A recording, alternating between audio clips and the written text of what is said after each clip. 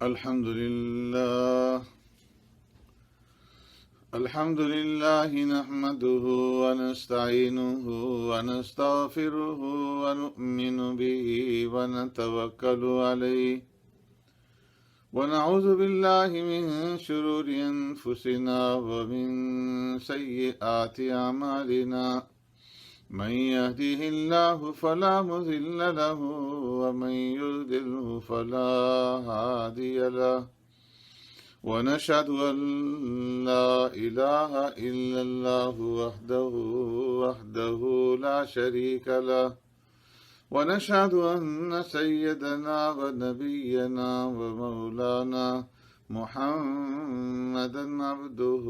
ورسوله صلى الله تعالى عليه وعلى آله وأصحابه وبارك وسلم تسليما كثيرا أما بعد فقد قال الله تبارك وتعالى وإذا سألك عبادي عني فإني قريب أجيب دعوة الداعي إذا دعاني فليستجيبوا لي وليؤمنوا بي لعلهم يرشدون صدق الله مولانا العظيم.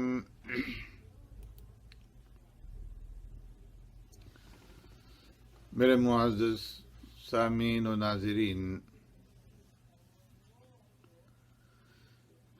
رمضان المبارک کا مہینہ تیزی کے ساتھ گزر رہا ہے اور 2 عشرے گزرنے کے بعد اب ہم آخری عشرے کے اندر داخل ہو چکے ہیں۔ یہ مہینہ اللہ تبارک و تعالی سے مانگنے کا ہے اور اللہ تبارک و تعالی سے لینے کا ہے، اور اللہ تبارک و تعالی نے ہمارے لیے دعاؤں کا دروازہ کھولا ہے تاکہ اس وقت جو پریشانیاں ہیں اور پوری دنیا کے اندر کرونا وائرس کی شکل کے اندر جو پریشانی اور جو مصیبت پھیلی ہوئی ہے، ان تمام مصائب سے نکلنے کا واحد راستہ یہ ہے کہ ہم اپنے رب کی طرف رجوع کریں اور اپنے رب کے سامنے اپنی عاجزی کا اور اپنی انکساری کا اظہار کریں،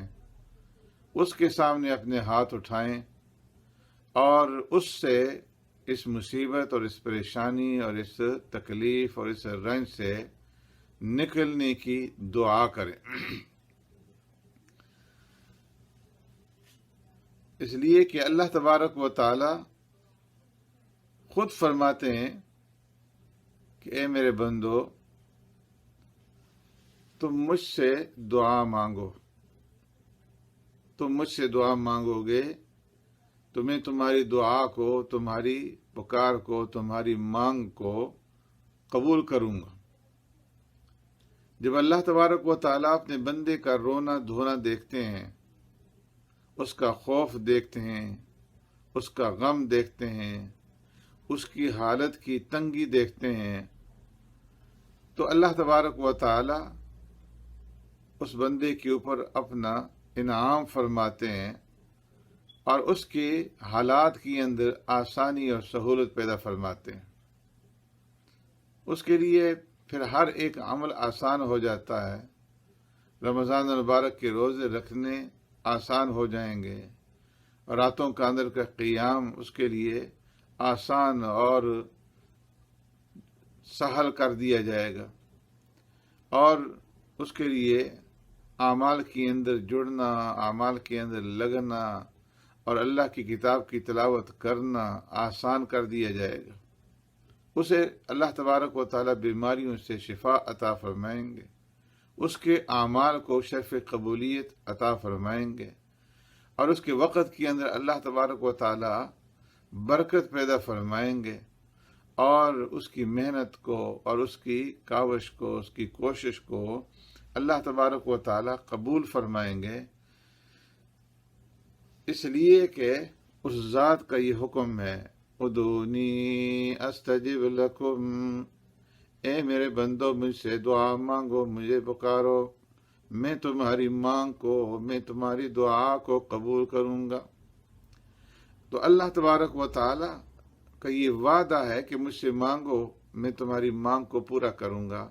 اور اللہ تبارک و تعالی نے جو اپنے بندوں سے وعدہ کیا، ایمان والوں سے وعدہ کیا ہے، اللہ تبارک و تعالی اپنے وعدے کا خلاف نہیں فرماتے۔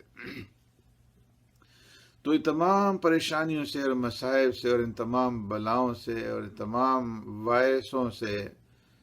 نجات کا ذریعہ یہ ہے کہ اللہ تبارک و تعالی سے ہم دعا مانگیں، اور دعا جو مانگی جائے تو پورے یقین کے ساتھ دعا مانگی جائے کہ میرا رب میری اس دعا کو، میری اس پکار کو قبول فرمائیں گے۔ اس لیے کہ پیارے پیغمبر صلی اللہ علیہ وسلم نے ارشاد فرمایا، ادعوا اللہ وانتم موقنون بالاجابہ واعلموا ان اللہ لا يستجیب دعاء من قلب غافل لاہن، کہ تم اللہ تبارک و تعالیٰ سے دعا مانگو تو اس طریقے سے دعا مانگو کہ وانتم موقنون بالاجابہ، تمہیں اپنی دعا کے قبول ہونے کا یقین ہو، اور یاد رکھو کہ اللہ تبارک و تعالیٰ ایسی دعا نہیں قبول فرماتے کہ جو غافل دل کے ساتھ اور اللہ پرواہ دل کے ساتھ مانگی جائے۔ تو قبولیت کے یقین کے ساتھ دعا مانگنی، اور پھر دعا مانگنے کے بعد مایوس نہیں ہونا اور دعا مانگنا ترک نہیں کرنا،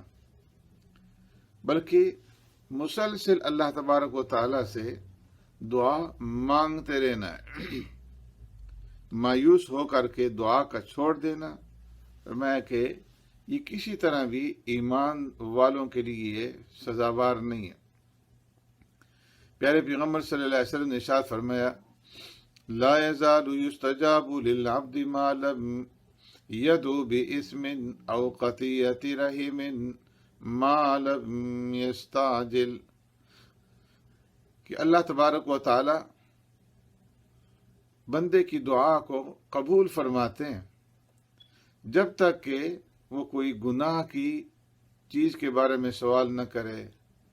کسی قطع رحمی کا سوال نہ کرے، یا وہ جلد بازی سے کام نہ لے۔ قیل یا رسول اللہ صلی اللہ علیہ وسلم مل استعجال، صحابہ نے عرض کیا، اللہ کے رسول صلی اللہ علیہ وسلم جلد بازی سے آپ صلی اللہ علیہ وسلم کی کیا مراد ہے؟ فرمایا، یقول قد دعوت وقد دعوت فلم ارى يستجیب لی،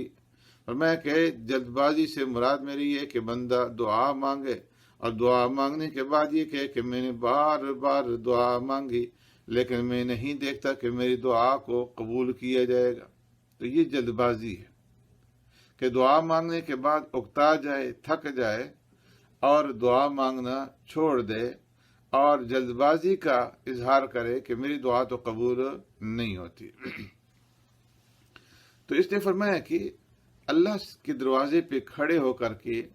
اللہ سے عاجزی اور انکساری کے ساتھ اپنی دعائیں مانگو، اللہ تبارک و تعالی تمہاری دعاؤں کو قبول فرمائیں گے، اور تمہاری ان پریشانیوں کو اور دنیا کے ان حالات کو، جو ظاہری اور باطنی حالات ہیں، ان تمام حالات کو اللہ تبارک و تعالی درست فرما دیں گے۔ دعا جو قبول نہیں ہوتی تو بعض اوقات اس وجہ سے قبول نہیں ہوتی کہ اس کی اندر سوال کسی ایسی چیز کا ہوتا ہے کہ جو قبولیت کے لیے مانع ہوتا ہے، جس طرح کہ کسی کی عداوت کے اندر آ کر کے اس کے لیے بربادی کی دعا کرنا، یا ایسے طریقے سے دعا مانگنا کہ دل کا استحضار نہ ہو، دل کی استحضار کے بغیر، دل کو متوجہ کیے بغیر دعا مانگی جائے،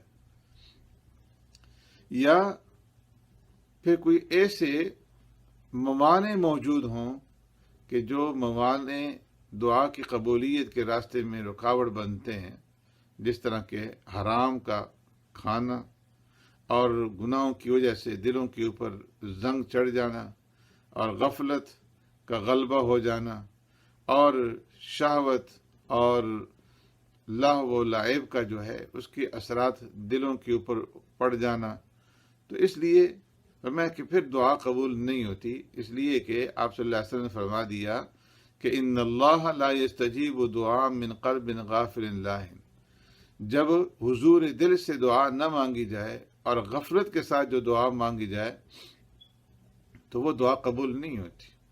اس لیے کہ وہ دعا جگہ پہ نہیں پہنچتی۔ دعا جو قبول نہیں ہوتی اس کی وجہ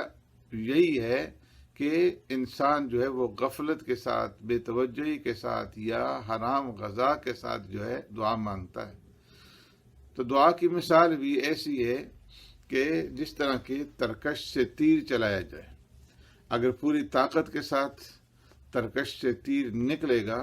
تو وہ تیر اپنے جگہ پہ پہنچ کر کے اپنے نشانے پہ لگے گا، لیکن اگر پوری قوت کے ساتھ تیر اپنے ترکش سے نہیں نکلے گا تو وہ نشانے پہ نہیں پہنچے گا۔ تو اسی طرح اگر دعا کے لیے موانع موجود ہوں گے کہ اس کا کھانا، اس کا پینا، اس کی کمائی جو ہے وہ حرام کی ہے، یا اس کے بہت زیادہ گناہ ہیں، خطائیں ہیں، لغزشیں ہیں، اور اس کے اوپر جو ہے غفلت کا اور شہوات کا جو غلبہ ہے، تو پھر اس صورت کے اندر اس کی دعا قبول نہیں ہوگی۔ اس لیے ایمان والوں کو چاہیے کہ دعا مانگنے سے پہلے اپنے آپ کو دعا قبول کروانے کا مستحق بھی بنوائیں، اور وہ اسباب اختیار کریں کہ جن کو اختیار کرنے کی وجہ سے بندے کی دعا اللہ تبارک و تعالی قبول فرماتے ہیں۔ امام ابن قیم رحمۃ اللہ تعالی علیہ نے اس کے لیے کچھ اسباب ذکر فرمائے ہیں کہ جن اوقات کے اندر جن اسباب کو اختیار کر کے بندہ دعا کرتا ہے تو اللہ تبارک و تعالی اس کی دعا کو قبول فرماتے ہیں، اور ان میں سے فرمایا کہ ایک تو ہے قبولیت کا وقت، کہ رات کے پچھلے پہر میں، آخری پہر میں جو دعا مانگی جاتی ہے وہ دعا اللہ تبارک و تعالی قبول فرماتے ہیں۔ اسی طرح اذان اور اقامت کے درمیان میں جو دعا مانگی جاتی ہے وہ دعا قبول ہوتی ہے، اذان کے وقت جو دعا مانگی جاتی ہے وہ قبول ہوتی ہے۔ اور چوتھا، فرض نمازوں کے بعد جو دعا مانگی جاتی ہے وہ اللہ تبارک و تعالی قبول فرماتے ہیں۔ اور پانچویں جو وقت ہے دعا کی قبولیت کا وہ جمعے کا دن ہے، کہ امام کا ممبر سے نیچے اترنے سے پہلے جو اگر دعا مانگی جائے تو وہ دعا قبول ہوتی ہے۔ اور پھر جمعے کے دن جو آخری ساعات کے اندر عصر اور مغرب کا درمیانی جو وقت ہے، اس وقت کے اندر جو دعا مانگی جاتی ہے تو وہ دعا اللہ تبارک و تعالی قبول فرماتے ہیں۔ تو سب سے پہلی چیز یہ ہے کہ حضور قلب کے ساتھ دعا مانگی جائے، کہ اللہ تبارک و تعالی غافل دل سے مانگی ہوئی دعا کو قبول نہیں فرماتے۔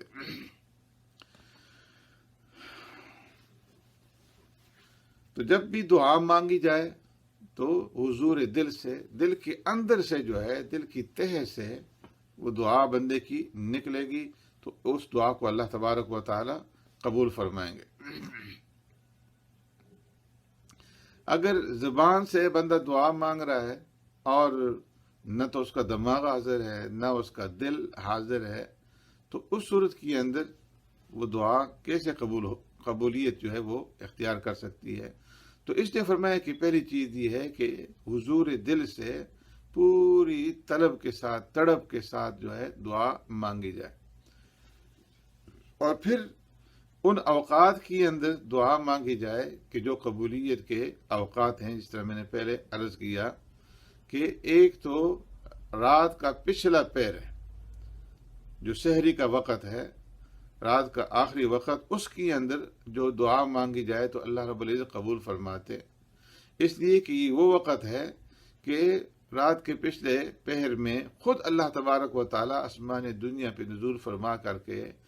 بندوں کو مخاطب فرماتے ہیں، حل من مستغفر فاغفر له حل من سائل فاوتی، کہ ہے کوئی میرا بندہ کہ جو مجھ سے اپنی مغفرت کا سوال کرے اور میں اس کو معاف کر دوں، حل من سائل فاوتی، ہے کوئی سائل مانگنے والا جو مجھ سے سوال کرے، مجھ سے مانگے اور میں اس کو عطا کروں، حل من تائب فاتوب علیہ، ہے کوئی توبہ کرنے والا جو مجھ سے توبہ کرے اور میں اس کی توبہ کو قبول کروں، حل کذا حتی یطلع الفجر، اسی طرح رب العالمین کی طرف سے یہ صدا لگائی جاتی ہے کوئی مانگنے والا تم مانگے، میں اس کی پکار کو، اس کی مانگ کو پورا کرنے کے لیے تیار ہوں، اگر وہ مفلس ہے مجھ سے افلاس کے دور کرنے کا سوال کرے، میں اس کے افلاس کو دور کر دوں گا، اگر بیمار ہے مجھ سے بیماری کے دفع کا سوال کرے، میں اس کو بیماری سے نجات دے دوں گا۔ طلوع فجر تک اللہ تبارک و تعالیٰ کی طرف سے یہ ندا اور یہ صدا لگائی جاتی ہے۔ تو طلوع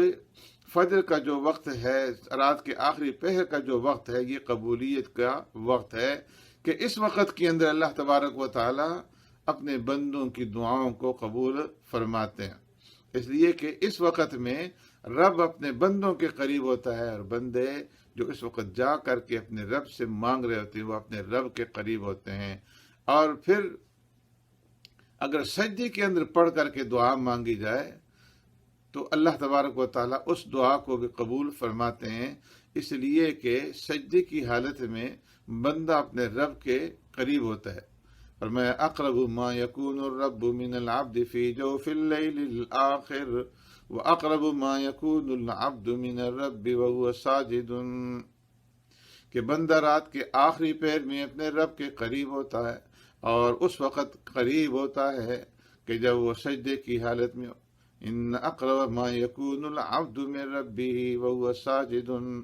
میں بندہ سجدے کی حالت میں اپنے رب کے سب سے زیادہ قریب ہوتا ہے۔ اس لیے پیارے پیغمبر صلی اللہ علیہ وسلم نے ارشاد فرمایا، الا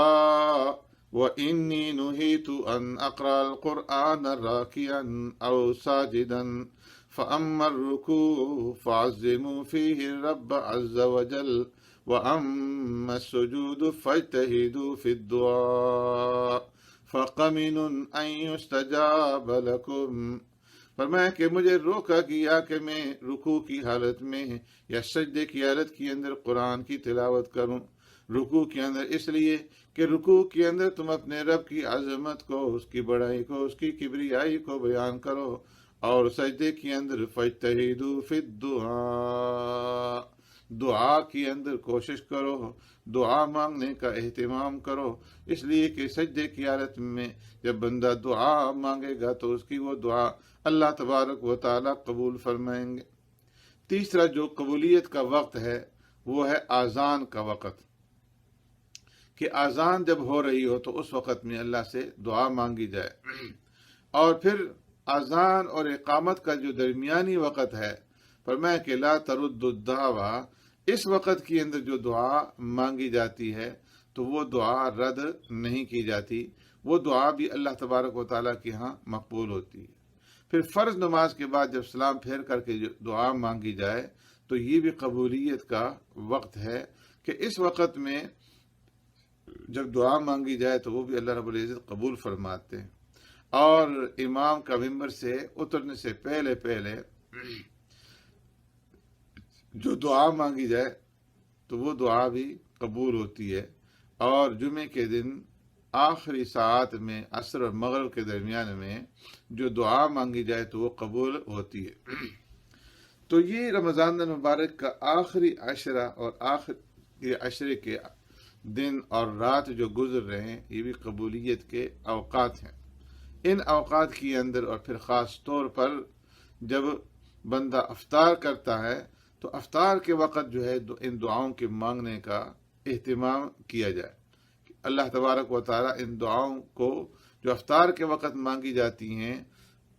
رد نہیں کرتے. اور دعائیں افطار کے وقت میں اپنے ہاتھوں کو اللہ کے حضور میں اٹھا کر کے اور خشوع اور خضوع کے ساتھ مانگی جائیں اور رقت کے ساتھ، نرم دل کے ساتھ اور روتے ہوئے، آنکھوں سے آنسو بہاتے ہوئے حضور قلب کے ساتھ جو ہے ان اوقات کے اندر دعاؤں کے مانگنے کا اہتمام کیا جائے. پھر دعا مانگنے کے آداب میں سے ایک یہ ہے کہ دعا مانگنے سے پہلے بندہ توبہ کرے اور استغفار کرے. اپنے رب کے سامنے اپنے گناہوں کے اوپر توبہ اور استغفار کرے. اس لیے کہ جو گناہ ہوتے ہیں تو گناہ دعاؤں کے قبولیت کے راستے میں رکاوٹ بنتے ہیں. تو گناہوں سے بندہ توبہ کرے. اس لیے کہ سرکار دو عالم صلی اللہ علیہ وسلم نے ارشاد فرمایا کہ بعض اوقات بندہ دعا مانگنے کے لیے اپنے ہاتھ آسمان کی طرف اٹھاتا ہے. یرفع یدیہ الی السماء ویطیل السفر اشعث اغبر یقول یا رب یا رب ومطعمہ حرام ومشربہ حرام وغذی بالحرام فانا یستجاب لذلک. کہ بندہ لمبا سفر کر کے پراگندہ بال اور پراگندہ حالت کی اندر رب کے سامنے ہاتھ اٹھاتا ہے اور کہتا ہے میرے رب میری فلاں حاجت پوری کر، میری فلاں حاجت پوری کر، جبکہ اس کا کھانا بھی حرام کا، اس کا پینا بھی حرام کا، اس کے جسم میں جو غذا اور جو لقمہ پہنچا وہ بھی حرام کا. تو ایسی دعا فرمایا کیسے قبول ہوگی؟ تو اس لیے کھانا بھی حلال کا، پینا بھی حلال کا ہو اور ان گناہوں کو جو بندے نے کیے ہیں ان گناہوں کے اوپر توبہ طائب ہو جائے، اللہ رب العزت سے معافی مانگے. گناہوں کے ہوتے ہوئے دعا قبول نہیں ہوگی. تو اس لیے دعا مانگنے سے پہلے توبہ اور استغفار کر لے. اور پھر جب دعا مانگے تو پوری توجہ کے ساتھ اور پوری الہا اور زاری کے ساتھ جو ہے دعا مانگے. دل بھی حاضر ہو اور خشوع اور خضوع کے ساتھ ٹوٹے ہوئے دل کے ساتھ اللہ تبارک و تعالیٰ سے دعا مانگے کہ اللہ آپ بڑے کریم ہیں، آپ بڑے بخشنے والے ہیں، آپ بڑے رحیم ہیں، آپ بڑے عطا فرمانے والے ہیں، آپ بڑے سخی ہیں، آپ بڑے محسن ہیں. اے اللہ آپ اپنے سے مانگنے والوں کو نامراد نہیں رکھتے. ہماری التجا آپ کے سامنے ہے. اے اللہ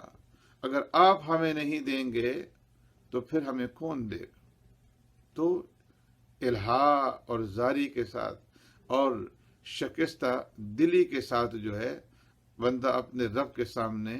اپنے ہاتھوں کو اٹھا کر کے روتے دھوتے ہوئے اللہ تبارک و تعالیٰ سے دعا مانگے. اللہ تبارک و تعالیٰ نے فرمایا ادعوا ربکم تضرعا وخفیہ کہ تم اپنے رب سے جب دعا مانگو تو عاجزی کے ساتھ اور انکساری کے ساتھ اور آہستہ آواز میں اللہ تبارک و تعالیٰ سے دعا مانگو. اللہ نے ایسے بندوں کی صفت بیان فرمائی ہے انہم کانوا یسارعون فی الخیرات ویدعوننا رغبا ورہبا وکانوا لنا خاشعین. کہ میرے نیک بندے وہ ہیں کہ جو نیک کاموں کے اندر ایک دوسرے سے آگے بڑھنے کی کوشش کرتے ہیں اور جب ہم سے دعا مانگتے ہیں تو پوری رغبت کے ساتھ ڈرتے ہوئے ہم سے دعا مانگتے ہیں. ہمارے سامنے وہ اپنے آپ کو جھکا لیتے ہیں اور اپنی عاجزی اور انکساری کا اظہار کرتے ہیں. اور پھر جب بندہ دعا مانگے تو اس دعا کے اندر وہ اللہ تبارک و تعالیٰ کی صفات کا اور اسماء حسنہ کا جو ہے وسیلہ پکڑ کر کے اللہ تبارک و تعالیٰ سے دعا مانگے. کہ جو دعا اسماء حسنہ کے وسیلے کے ساتھ مانگی جاتی ہے اور اللہ تبارک و تعالیٰ کی صفات علیہ کے ساتھ جو ہے وسیلہ پکڑتے ہوئے جو دعا مانگی جاتی ہے تو وہ دعا اللہ تبارک و تعالیٰ کے ہاں قبول ہوتی ہے۔ اسی طرح اعمال صالحہ کا وسیلہ پکڑتے ہوئے جو دعا مانگی جاتی ہے تو وہ دعا بھی اللہ تبارک و تعالیٰ کی بارگاہ کے اندر قبول ہوتی ہے، جس طرح کہ حدیث کے اندر 3 آدمیوں کا واقعہ ذکر کیا گیا ہے کہ جو کہیں راستے پہ جاتے ہوئے راستے میں بارش کا جو ہے زور سے بارش آئی اور وہ ایک غار کے اندر انہوں نے جا کر کے پناہ لی، اور جب غار کے اندر وہ داخل ہوئے تو ایک بہت بڑی چٹان نے آ کر کے غار کا منہ بند کر دیا، اور جس کی وجہ سے وہ تینوں آدمی جو ہے وہ غار کے اندر بند ہو گئے۔ تو پھر اس وقت انہوں نے ایک دوسرے سے کہا کہ اپنا کوئی نیک عمل جو ہے وہ یاد کر کے اللہ تبارک و تعالیٰ سے دعا مانگو اس عمل کے وسیلے سے، تاکہ اللہ تبارک و تعالیٰ اس پریشانی سے اور اس مصیبت سے ہمیں نجات عطا فرمائے۔ تو ان تینوں آدمیوں نے پھر اپنے اپنے اعمال کا وسیلہ جو ہے اللہ تبارک و تعالیٰ کے سامنے پیش کیا، اور اس کے بعد اللہ تبارک و تعالیٰ نے اس مصیبت سے انہیں نجات عطا فرما دی، اور وہ چٹان اس غار کے منہ سے سرک گئی اور وہ بحفاظت اپنے اپنے گھروں کی طرف لوٹ کر کے چلے گئے۔ اسی طرح دعا مانگنے کے آداب میں سے یہ بھی ہے کہ جب بندہ دعا مانگے تو دعا مانگنے سے پہلے اللہ تبارک و تعالیٰ کے نام پر کوئی نہ کوئی چیز جو ہے وہ صدقہ کر دے۔ تو صدقہ اور خیرات کرنے کے بعد جو دعا مانگی جاتی ہے وہ دعا بھی اللہ تبارک و تعالیٰ رد نہیں فرماتے، اور اس دعا کو بھی اللہ تبارک و تعالیٰ شرف قبولیت عطا فرماتے ہیں۔ اور پھر اسی طرح دعا کے آداب میں سے ایک ادب یہ بھی ہے کہ جو اسم اعظم ہے تو اسم اعظم کے ذریعے سے اللہ تبارک و تعالیٰ سے جو دعا مانگی جائے تو وہ دعا بھی اللہ تبارک و تعالیٰ قبول فرماتے ہیں۔ حدیث میں آتا ہے پیارے پیغمبر صلی اللہ علیہ وسلم نے ایک آدمی کو دعا مانگتے ہوئے سنا جو اس طریقے سے اللہ تبارک و تعالیٰ سے دعا مانگ رہا تھا، اللہم انی اسألک یا اللہ بأنک الواحد الاحد الصمد الذی لم یلد ولم یولد ولم یکن له کفوا احد۔ تو سرکار دو عالم صلی اللہ علیہ وسلم نے فرمایا کہ یہ آدمی جو دعا مانگ رہا ہے یہ اسم اعظم کے ساتھ دعا مانگ رہا ہے، اور اسم اعظم کے ساتھ جب دعا مانگی جاتی ہے تو وہ دعا قبول کی جاتی ہے، وہ قبول ہوتی ہے۔ اور اسم اعظم کے ذریعے سے جب اللہ سے سوال کیا جائے تو اللہ تبارک و تعالیٰ اس سوال کو پورا فرماتے ہیں۔ حضرت انس رضی اللہ تعالیٰ عنہ فرماتے ہیں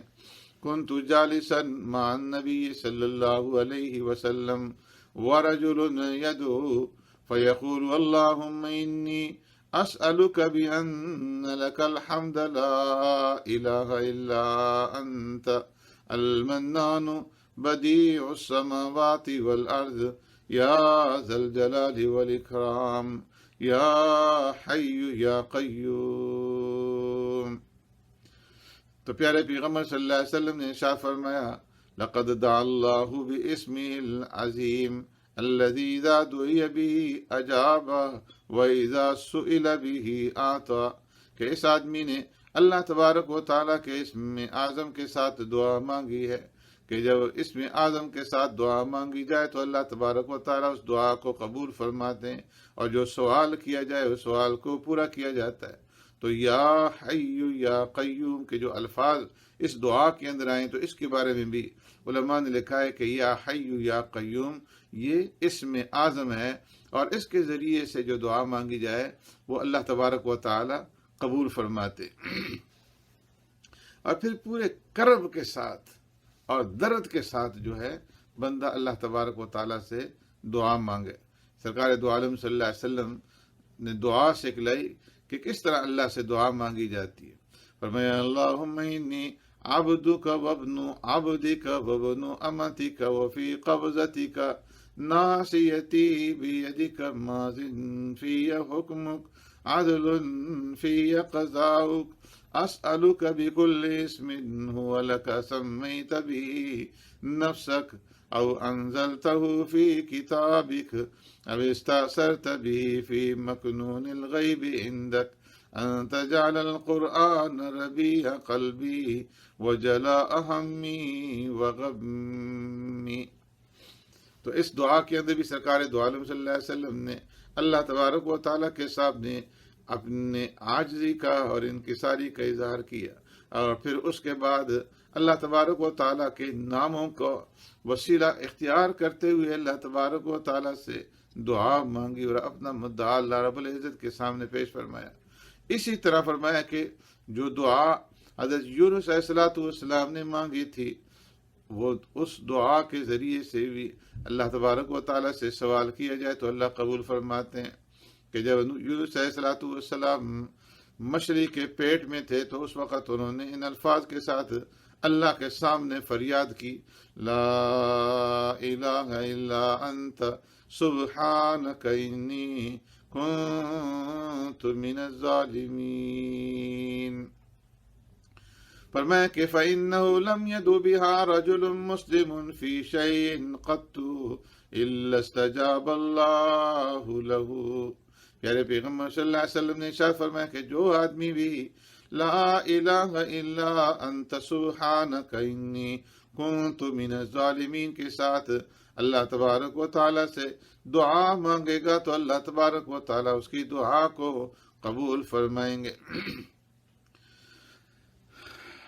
ایک روایت کے اندر آتا ہے آپ صلی اللہ علیہ وسلم نے ارشاد فرمایا، الا اخبرکم بشیء اذا نزل رجل منکم کرب او بلاء من بلاء الدنیا دعا به یفرج عنہ فقیل له بلا فقال دعاء ذنون۔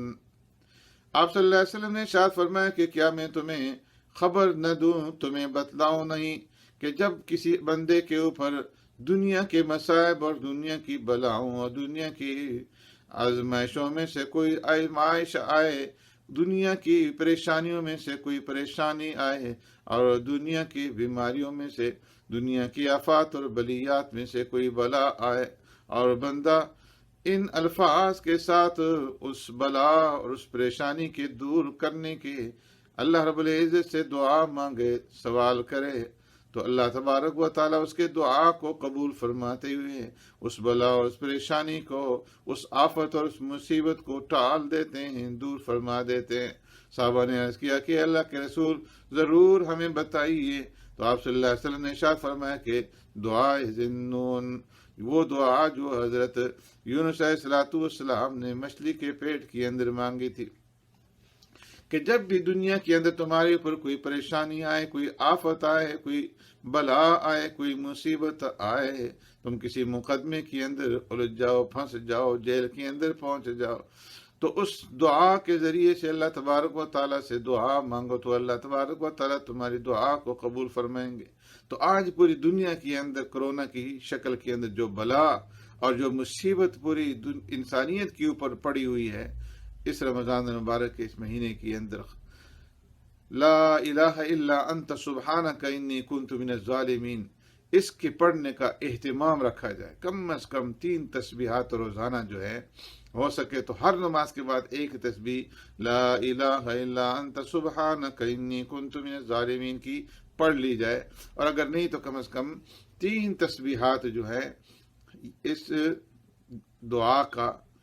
کی جو ہے روزانہ اس کا اہتمام کر لیا جائے تو اللہ تبارک و تعالیٰ اس وائرس سے اور تمام پریشانیوں اور مصائب سے نجات عطا فرمائیں گے، کہ سرکار دو عالم صلی اللہ علیہ وسلم نے خود فرمایا کہ ہر ایک مصیبت کے لیے یہ دعا جو ہے یہ دافع ہے، اللہ تبارک و تعالیٰ بندوں کی اس دعا کو قبول فرماتے ہیں۔ تو اللہ تبارک و تعالیٰ سے الہا اور زاری کے ساتھ دعا مانگی ہے، وہ ذات دینے کے لیے تیار ہے۔ اس کا ارشاد ہے ادعونی استجب لکم، اے میرے بندو مجھ سے مانگو، میں تمہاری مانگ کو پورا کروں گا، تمہاری دعاؤں کو قبول کروں گا۔ اور نہ مانگنے پہ ناراض ہوتے ہیں اور فرماتے ہیں ان الذین یستکبرون عن عبادتی سیدخلون جہنم داخرین، جو لوگ میرے بندوں میں سے تکبر کرتے ہیں، مجھ سے مانگتے نہیں، مجھ سے سوال نہیں کرتے، تو فرمایا کہ ایسے لوگوں کو میں جہنم کے اندر داخل کروں گا۔ عجیب اللہ رب العزت کی ذات ہے، بندوں کے سے اگر کوئی سوال کیا جائے بندے ناراض ہوتے ہیں، مانگنے پہ ناراض ہو جاتے ہیں، اور رب تو سبحانہ و تعالی نہ مانگنے کے اوپر ناراض ہو رہے ہیں، فرماتے ہیں کہ مجھ سے مانگو، میں تمہاری مانگ کو، میں تمہاری پکار کو پورا کروں۔ تو اس لیے اللہ تبارک و تعالی سے ان تمام شرائط کے ساتھ اور ان آداب کا لحاظ رکھتے ہوئے اللہ رب العزت سے سوال کیا جائے، ان آفات اور بریات اور ان پریشانیوں کے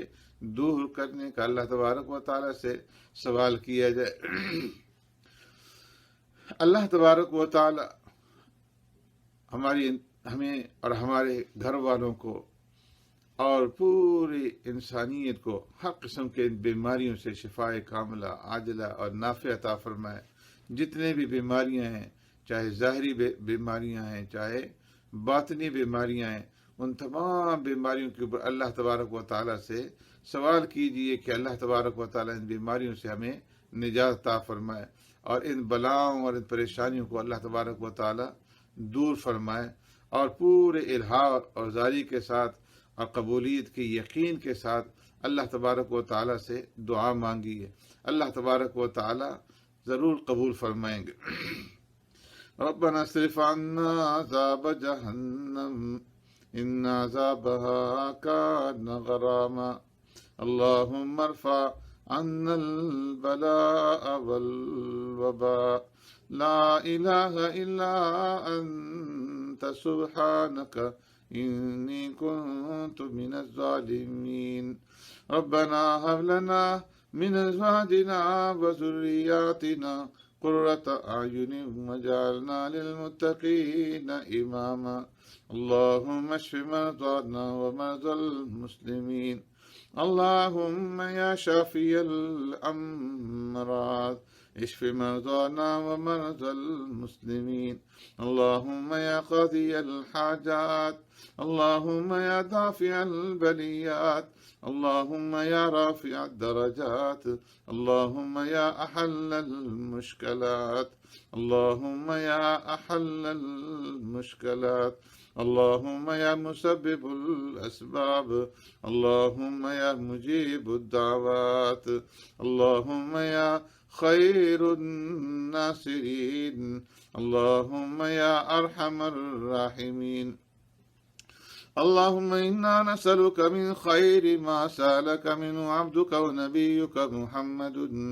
صلى الله عليه وسلم وعبادك الصالحون ونعوذ بك من شر ما استعاذ منه عبدك ونبيك محمد صلى الله عليه وسلم وعبادك الصالحون وأنت المستعان عليك البلاغ ولا حول ولا قوة إلا بالله سبحان ربك رب العزة عما يصفون وسلام على المرسلين والحمد لله رب العالمين وصلى الله تعالى على خير خلقه محمد وعلى آله وأصحابه أجمعين